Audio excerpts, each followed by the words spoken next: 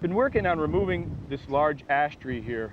I've left this high center tie-in spot, these crotches up here, for last because it was a good tie-in spot for me to work the other areas of the tree.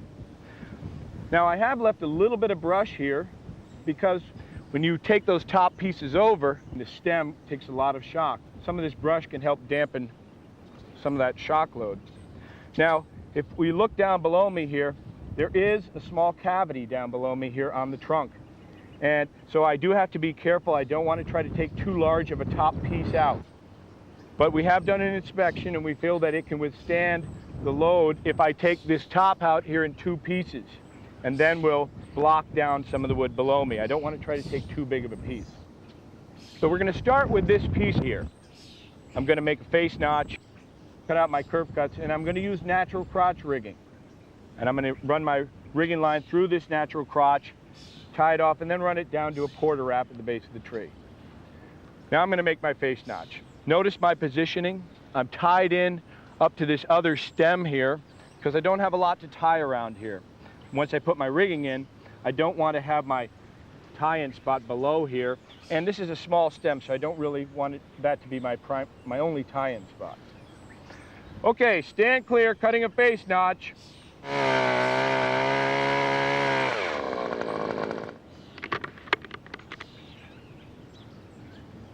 I've made my small face notch. Notice I didn't go very deep. I left it shallow because I've got this piece of wood here with a heavy forward lean. I'm going to bore cut through, set up my hinge, and leave a strap of holding wood on the back. I've made my two curve cuts. In case we do get some fiber tear, down here at the end of the hinge, it'll break away once it hits the curve cuts.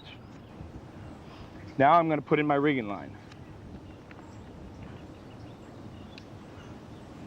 Here, this is a fairly classic technique of tying off a piece of wood. I've come up, I've got a half hitch and then a running bowline. As we can see here though on this limb, I've got a spot where a lot of rubbing occurred from a limb that we've already removed. And I may be a little concerned that if the piece comes over and it loads, that may be a weak spot. It might break. So another technique that I can use is to run a couple of marlin hitches up and actually tie a clove hitch up beyond this weak spot. In case it were to break up, that would keep the piece all together.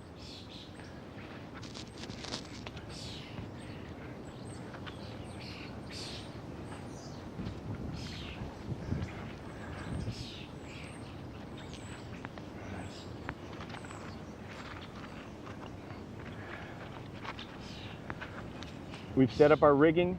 I've made my face notch, cut out the curve cuts at the end of the hinge.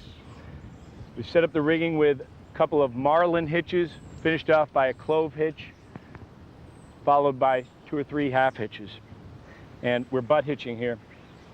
Because I'm concerned, because I've got so much forward lean, I'm concerned that if I cut from the back here, this piece is going to go long before I'm ready and it may barber chair or split.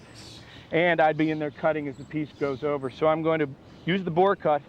I'm going to bore cut in through here, set up a little bit of a hinge, leaving some holding wood in the back. And I'll be able to put my chainsaw away and release this with my handsaw. All right, Norm, you all set on the lowering line? All set. All right, we're going to let this one run. All right, stand clear, making the cut.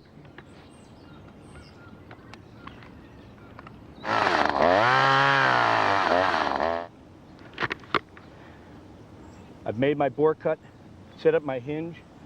Now I'm just going to use my handsaw to release this piece of wood. All set, Norm?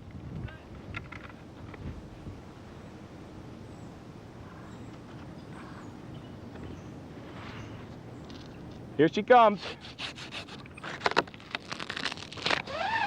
Beautiful job.